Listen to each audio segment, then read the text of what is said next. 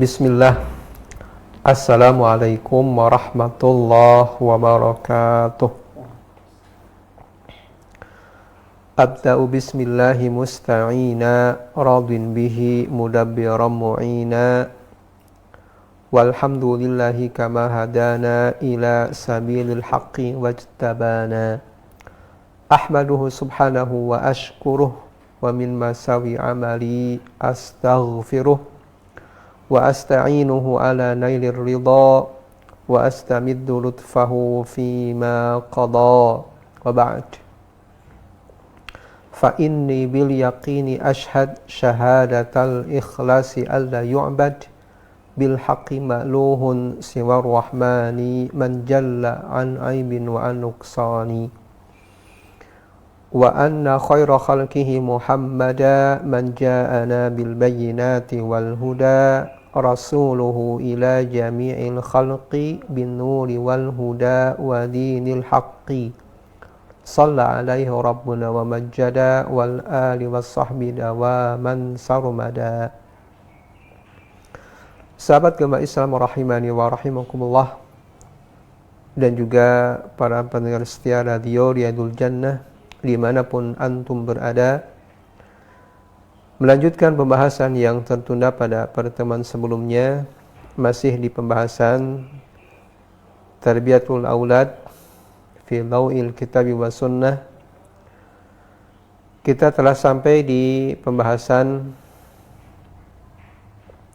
mengajarkan anak kalimat tauhid. Ini adalah sambungan dari pertemuan yang telah lalu beberapa minggu ke belakang, bahwa ketika anak lahir ada sunnah-sunnah tertentu yang ini merupakan hak anak, kewajiban orang tua. Di antaranya yaitu mentahnik, kemudian memberikan nama, kemudian akikah, kemudian mencukur, kemudian khitan. Nah, setelah itu dalam masa anak menyusui, walaupun anak mungkin belum bisa meniru, tetapi anak itu akan meniru, akan mendengar apa yang ada di sekitarnya.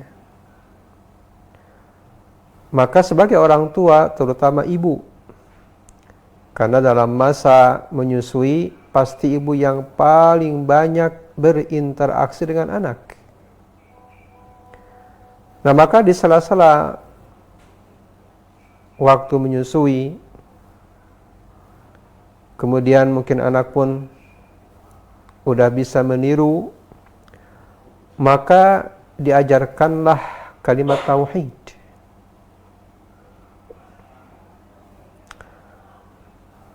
Kenapa anak mesti diajarkan tauhid? Hal ini sebagaimana sebuah hadis yang sahih, hadis yang diterima dari Ibnu Abbas, semoga Allah ridha dan meridainya,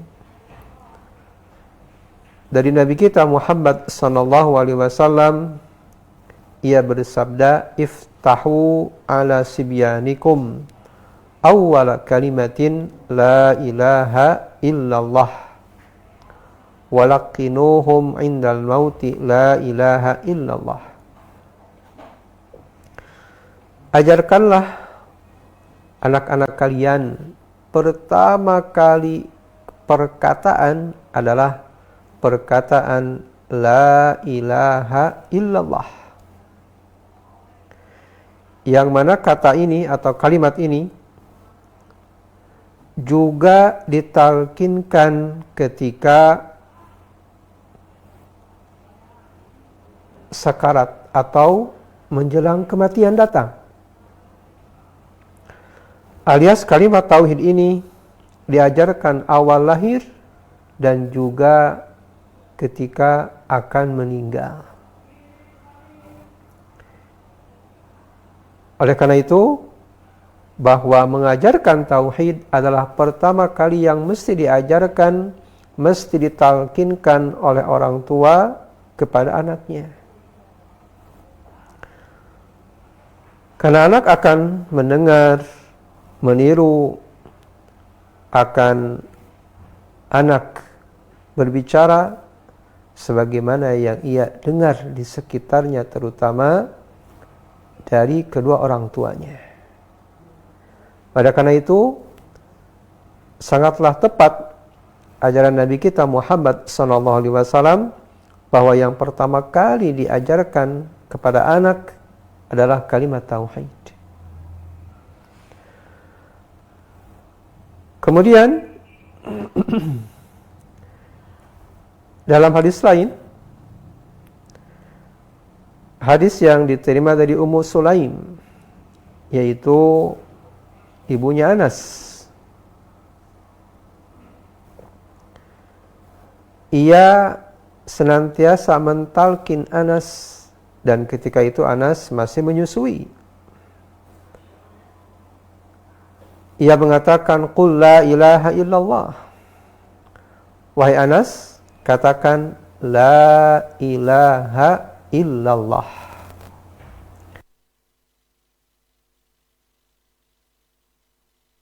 Rasulullah. Katakanlah, aku bersaksi bahwasannya Nabi Muhammad adalah utusan Allah. Ini dua hadis yang menjadi landasan dalil bahwa orang tua mesti pertama kali mengajarkan perkataan kepada bayi yang walaupun masih disusui adalah kalimat tauhid.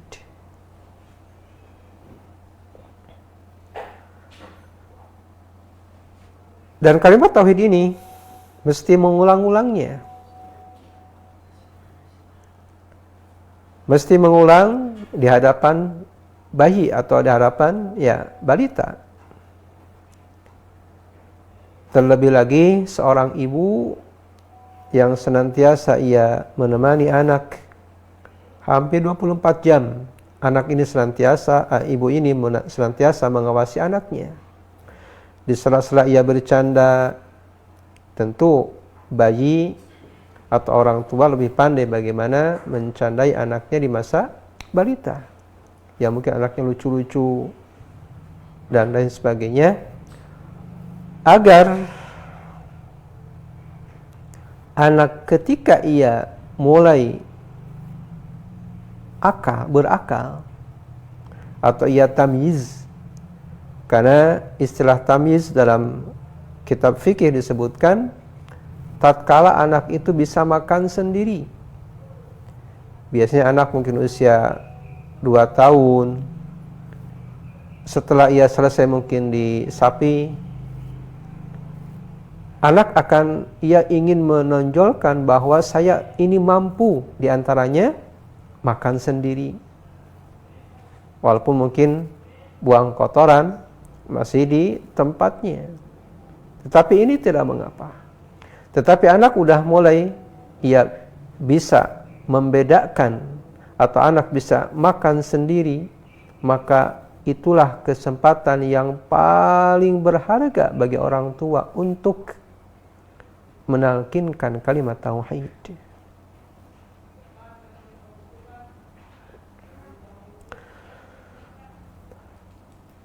Sahabat jemaah Islam rahimani wa rahimakumullah. Nah, seperti apakah panduan yang cocok bagi anak atau bagi balita dalam mengenalkan kalimat tauhid? Sebetulnya banyak kutip-kutip yang menuntun hal itu, mengajarkan bagaimana pengajaran tauhid yang cocok bagi balita. Di antaranya adalah kita mengajarkan kepada anak misalnya dan ini rekomendasi beberapa kitab tentang tarbiyah, aulad, bahwa yang pertama kali diajarkan adalah kitab tentang atau ringkasan dari salah satu usul, yang mana isi kitab tersebut pertama mengenalkan siapa Rabbmu.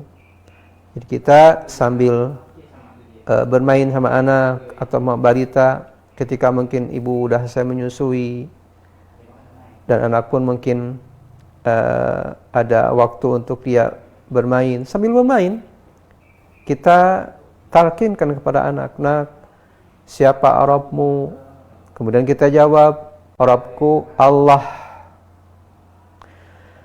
Siapa yang menciptakanmu? Kita pun jawab sendiri, misalnya, Allah yang menciptakanku dan yang menciptakan seluruh manusia. Nah, mungkin anak pun akan banyak pembendaharaan kata. Dan di sini selain anak dapat istifadah, mengambil banyak manfaat pembendaharaan kata, anak juga mendapatkan ilmu secara tidak sadar. Kemudian, siapakah yang menciptakan malam dan siang? Mungkin anak bertanya, apa itu malam, apa itu siang?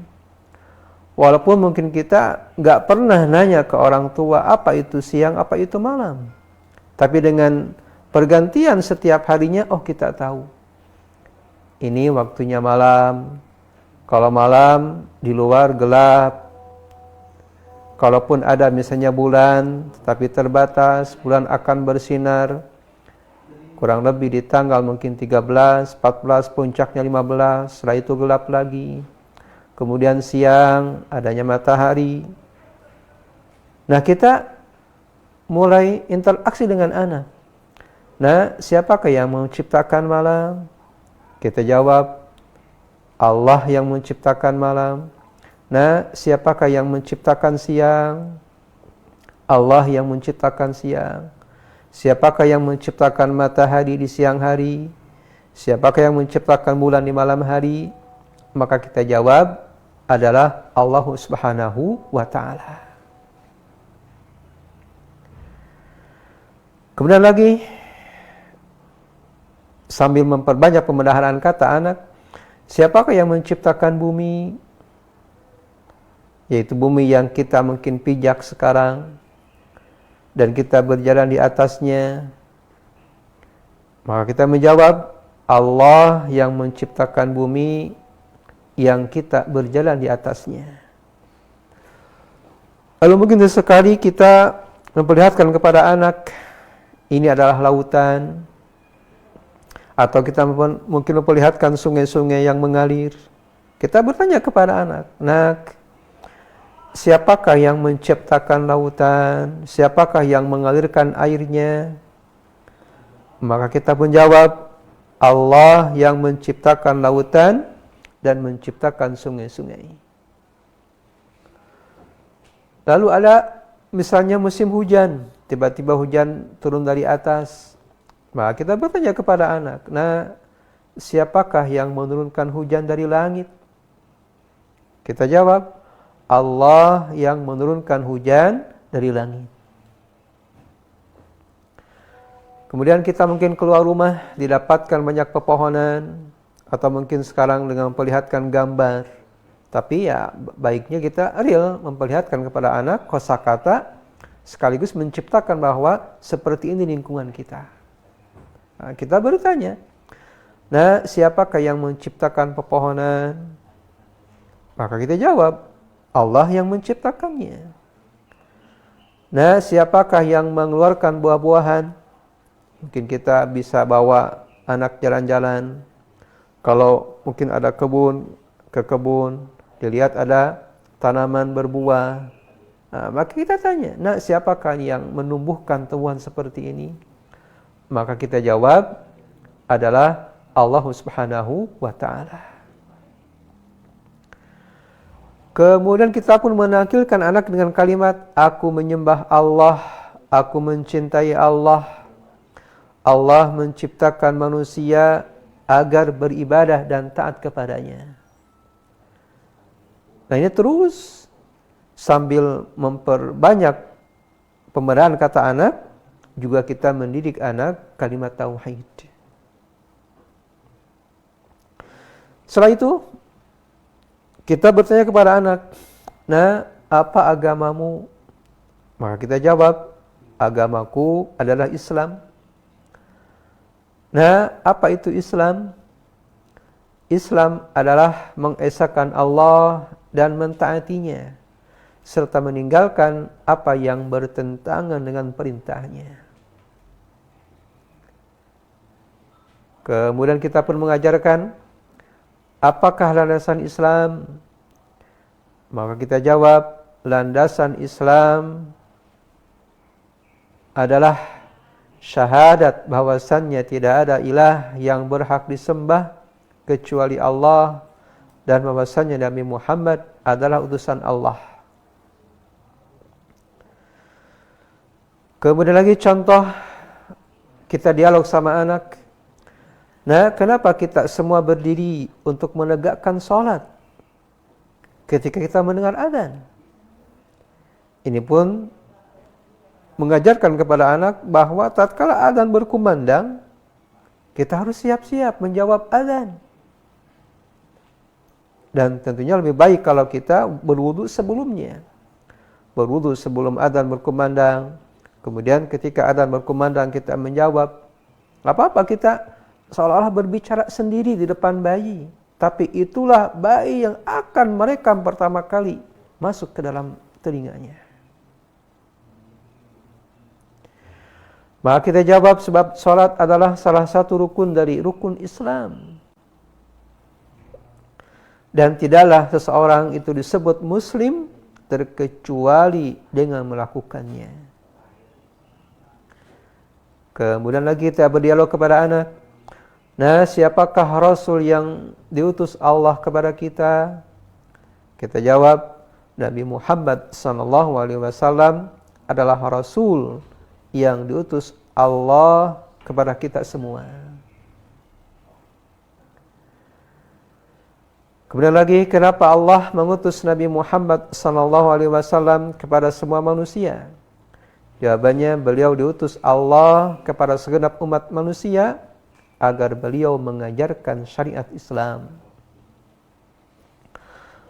Nah, kepada apa Nabi Muhammad SAW mengajak manusia? Jawabnya adalah beliau mengajak manusia menyembah Allah semata dan meninggalkan penyembahan kepada selainnya. Kemudian kita di sela-sela waktu mungkin mengajarkan juga kalimat raditu billahi rabba wa bil islami dina wa bi Muhammadin sallallahu alaihi wasallam rasula wa nabiyya.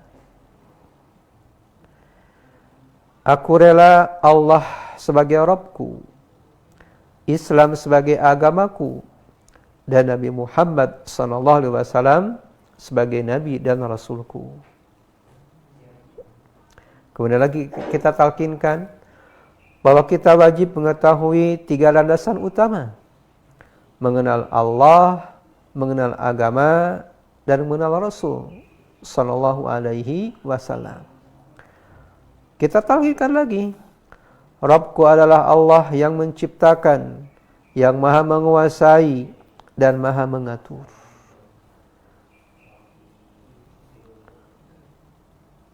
Kemudian kita mengenalkan hal lainnya.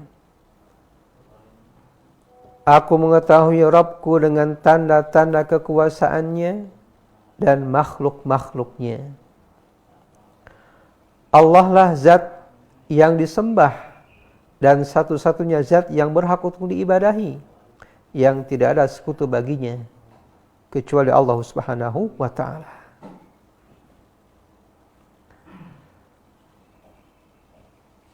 Kemudian lagi contoh dialog dengan anak. Untuk apakah Allah menciptakanmu? Atau untuk apakah Allah menciptakan kita? Kita jawab, Allah menciptakan kita agar kita menyembah kepadanya.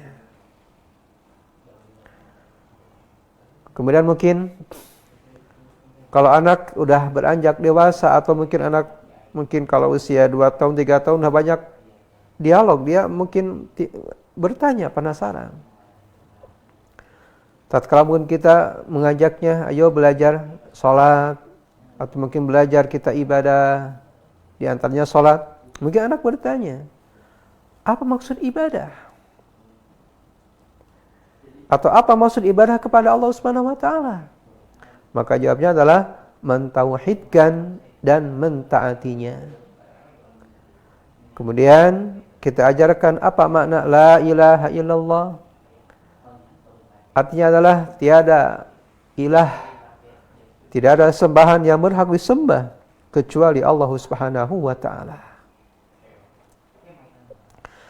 Sahabat jemaah Islam rahimani wa rahimakumullah, dan seterusnya dari kitab mungkin yang paling mudah kita ajarkan kepada anak, yaitu Usul Salasah. Sahabat jemaah Islam rahimani wa rahimakumullah,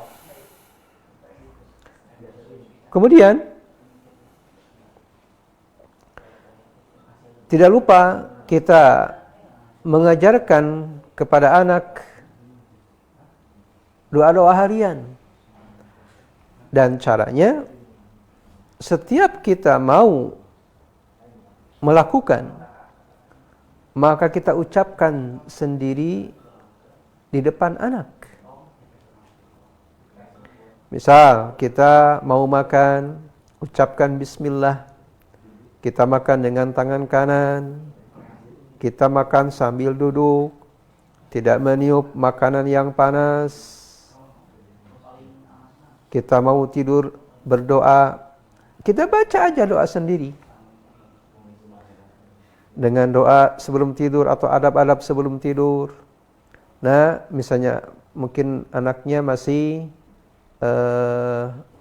belum bisa berjalan misalnya. Kita izin dulu bilang, nak mohon izin, kita udah malam, kita persiapan tidur. Sebelum tidur kita berwudu dulu. Mohon izin, misalnya Umi atau Abi berwudu terlebih dahulu, kita berwudu. Kalaupun anak misalnya udah bisa jalan, ajak, nah mari yuk kita berwudu di tempat wudu. Kemudian kita praktekkan di depan anak bagaimana wudu yang sesuai sunnah. Kemudian kita mungkin sikat gigi, kemudian kita mungkin beranjak ke tempat tidur. Kita baca doa-doa mau tidur.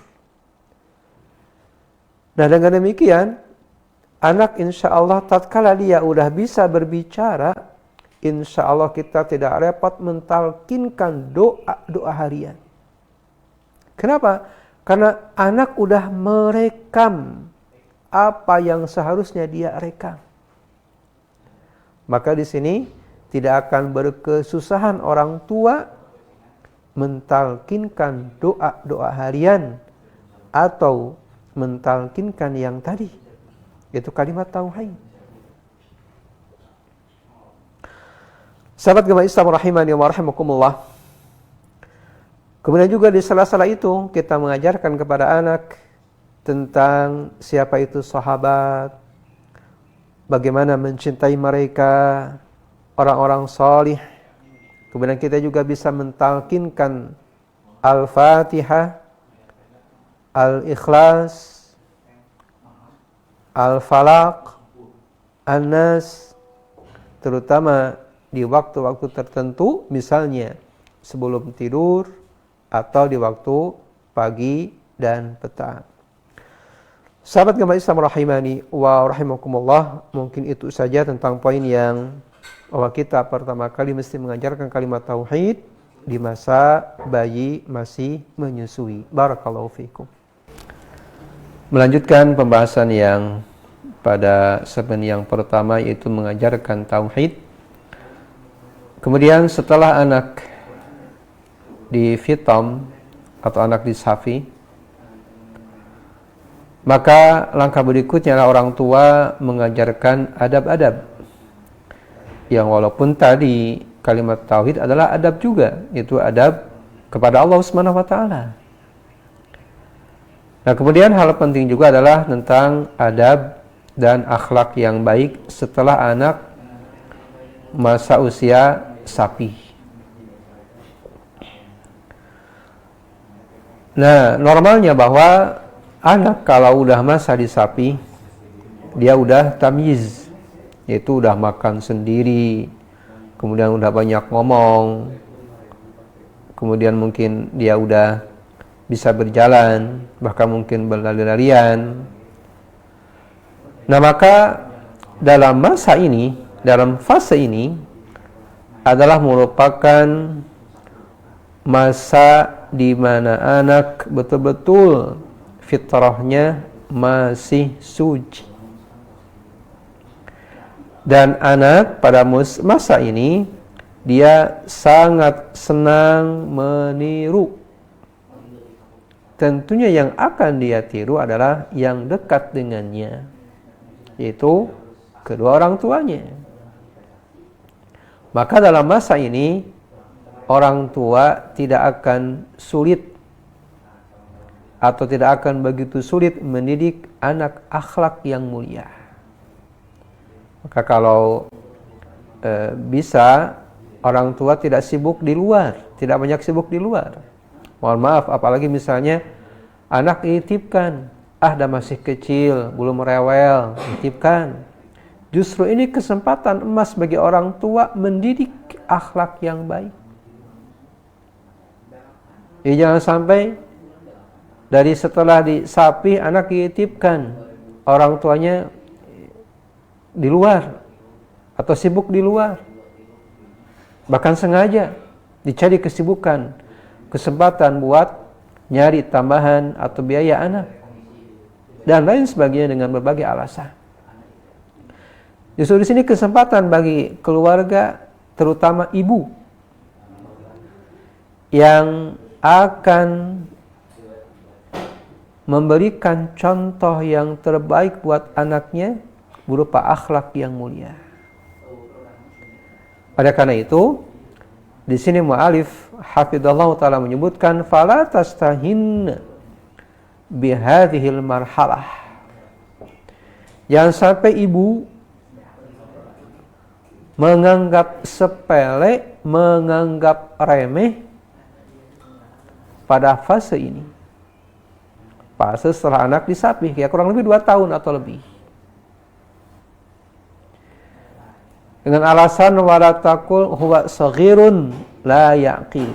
Masih balita, masih kecil, dia belum punya akal dan lain sebagainya, berbagai alasan. Oleh karena itu, jangan disalahkan kalau misalnya anak udah besar, tidak mau taat, atau omongnya kok aneh-aneh omongannya. Karena anak akan meniru apa yang ia lihat, ia akan berucap apa yang ia dengar. Sehingga tepatlah seorang penyair mengatakan, qad yanfa'ul adabul aulada fis sighari. Banyak sekali bahwa adab sangat bermanfaat bagi anak-anak ketika kecil. Walaysa yanfa'uhum min ba'dihi adabun.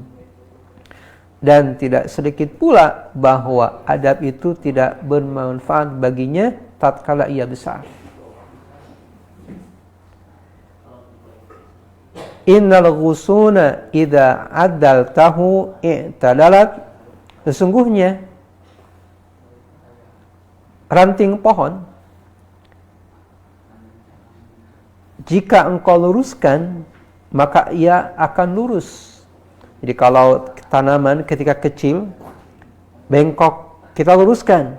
Mungkin kita pakai alat bantu dengan tiang misalnya, maka ia akan lurus. Wala yalinu walau layyantahu al-khashab. Dan ia tidak akan lurus walaupun engkau memaksanya untuk meluruskannya, apabila yang engkau luruskan adalah sebuah kayu, batang kayu. Kenapa? Udah besar batang kayu, lain dengan tadi ranting pohon yang masih kecil. Ini tepat sekali dengan pepatah orang kita Indonesia yang mengatakan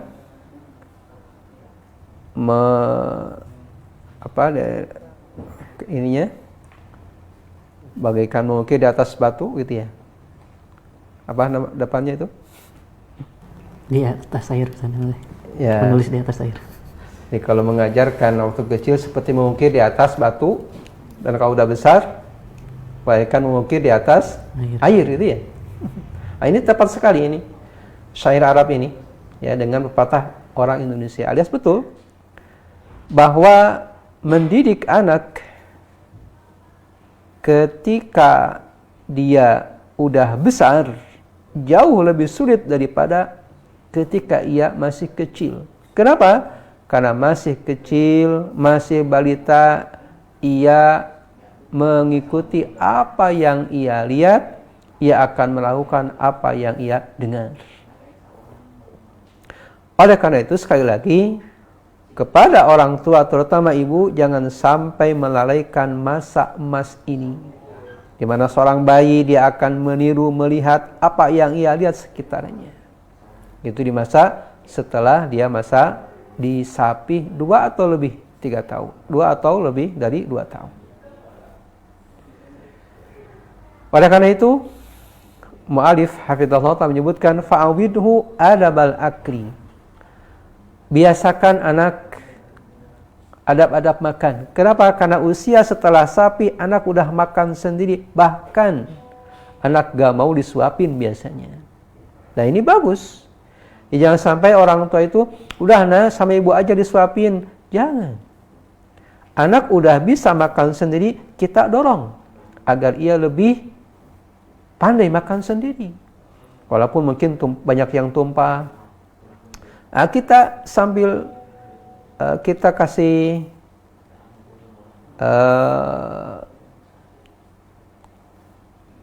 penerangan bagaimana cara makan yang baik agar tidak tumpah.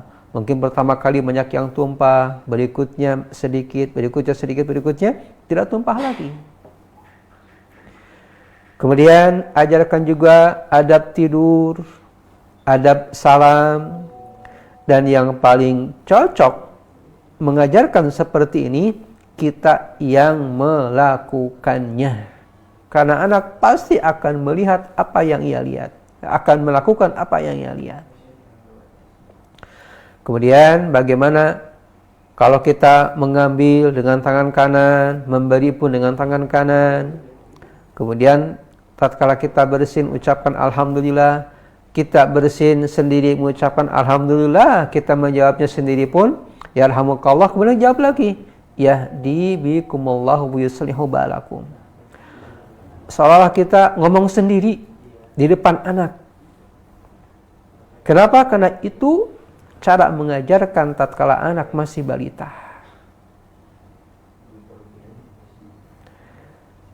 Dan biasakan juga akhlak jujur serta amanah.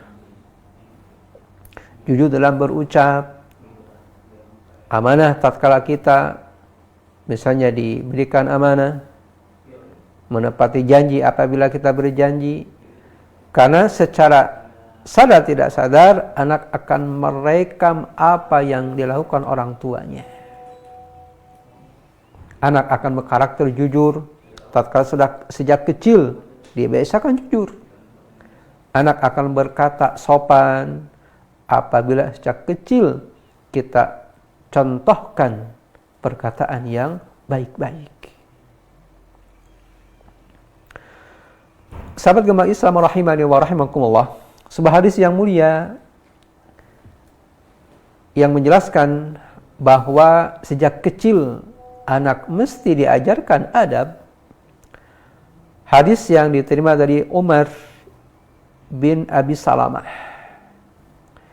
yang mengatakan kuntu ghulaman, dulu waktu aku kecil aku berada di pangkuan Nabi sallallahu alaihi wasallam. Wa kanat yadi tatishu fi sohbah. Dulu itu Umar bin Abi Salamah dia makan bersama Nabi dalam satu nampan. tangan Umar ketika makan, dia mau mengambil jatah Nabi SAW. Dan tentunya ini nggak sopan. Jangankan anak kecil, kita pun kalau makan bareng gitu ya, sama mungkin orang yang kita dianggap dituakan, kita mengambil jatah orang tua atau orang lain, tentu kita dianggap nggak sopan. Apalagi anak kecil. Nah maka Nabi SAW menegur atau mengajarkan adab bagaimana cara makan yang baik. Nabi mengatakan, ya gulam samillah. Wahai anak kecil, makanlah dengan menyebut nama Allah. Wakul biyaminik, makanlah dengan tangan kanan. Wakul mimma yalik, dan makanlah apa yang ada di hadapanmu. Maka apa respon Umar? Ia mengatakan, famazalat tilka tu'mati. Maka setelah itu, itulah yang menjadi kebiasaan makanku.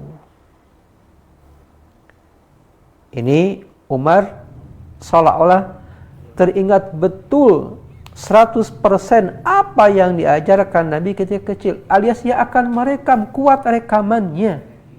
Walaupun ia sudah besar mengatakan ini.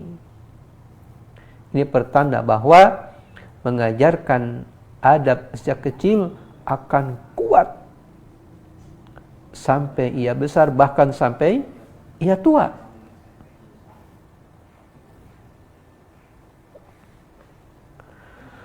Sahabat gemar Islam rahimani wa rahimakumullah, kemudian juga mengajarkan kepada anak menjauhkan dari akhlak-akhlak yang buruk.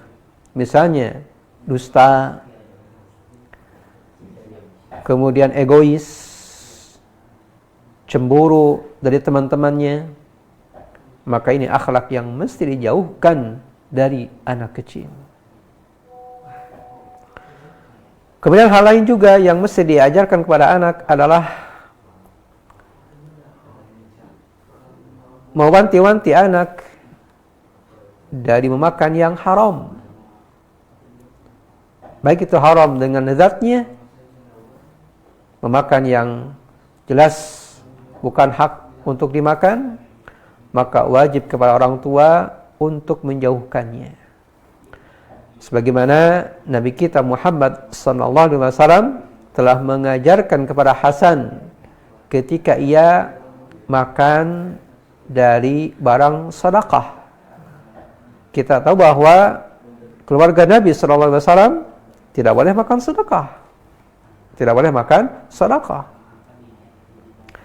Maka dalam sebuah hadis yang mulia diriwayatkan bahwa Hasan bin Ali, semoga Allah ridha kepada keduanya, memakan kurma, yang mana kurma tersebut berupa kurma sedekah. Maka tatkala Hasan memasukkan kurma tersebut ke mulutnya, Nabi spontan memerintah kepada Hasan untuk mengeluarkannya dengan mengatakan, kuh irmi biha, keluarkan.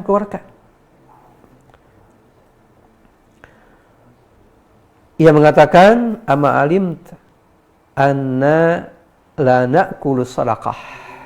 Tidakkah engkau tahu bahwa kami tidak memakan dari hasil sedekah?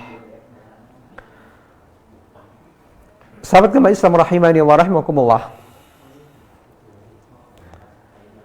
Kemudian para sahabat bagaimana mengajarkan kepada anaknya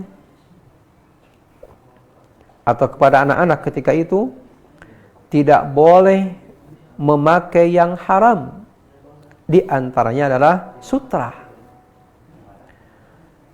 Dikisahkan bahwa Abdullah bin Mas'ud semoga Allah ridha dan meridhai, ia mengatakan bahwa ia melihat seorang anak yang memakai kamis atau kemeja yang terbuat dari sutra. Maka ia segera melepaskannya dengan mengatakan, innama hadza lin-nisa. Sesungguhnya pakaian ini atau baju yang terbuat dari sutra adalah untuk perempuan dan tidak boleh buat laki-laki.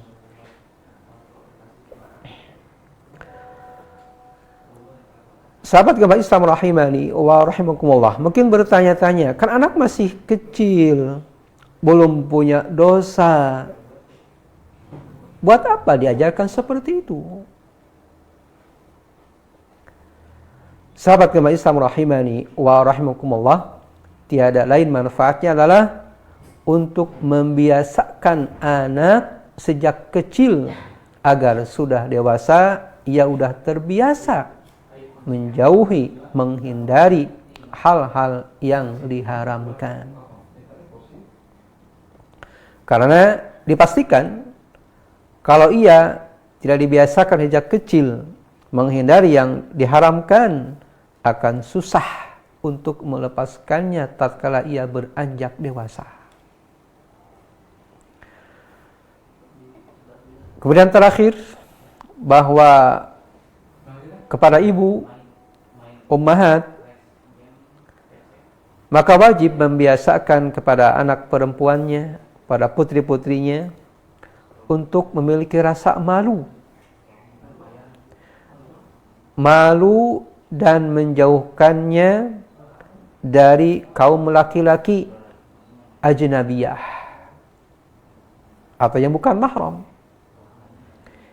Jadi harus dibiasakan memiliki rasa malu putri-putri kita dan jauh dari mereka yang bukan mahram. Dan ini pun sebetulnya bukan hanya untuk perempuan saja, laki-laki pun sama. Diberikan pijakan mana yang mahram, mana yang bukan mahram, apa hak-hak yang kalau misalnya mahram, apa hak-hak yang bukan mahram, dan lain sebagainya. Dan juga khusus bagi perempuan, seorang ibu mengajarkan memakai pakaian yang menutup aurat walaupun masih kecil. Jangan sampai ada alasan kan masih kecil, rambutnya belum aurat, dan lain sebagainya. Maka dibiasakan walaupun mungkin menutup aurat, ya menutup aurat buat anak kecil kerudung, ya mungkin tidak seperti orang dewasa, tapi dibiasakan bahwa anak ini dia mesti menutup aurat tatkala berhadapan dengan yang bukan mahram. Dan menjauhkannya anak perempuan dari pakaian-pakaian yang pendek atau pakaian-pakaian yang membukakan aurat. Dan ini pun sama, bahwa kepada anak laki-laki pun kita mengajarkan batasan aurat. Misalnya buat laki-laki bahwa aurat kita kalau pakai celana mesti di bawah lutut. Jangan sampai anak keluar dengan memakai misalnya celana di atas lutut, sehingga itu pun akan membukakan aurat. Nah ini tidak boleh di dalam syariat walaupun anak masih kecil. Tiada lain adalah agar anak terbiasa tatkala ia beranjak dewasa.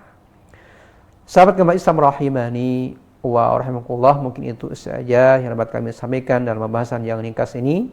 Mudah-mudahan bermanfaat. Barakallahu fikum.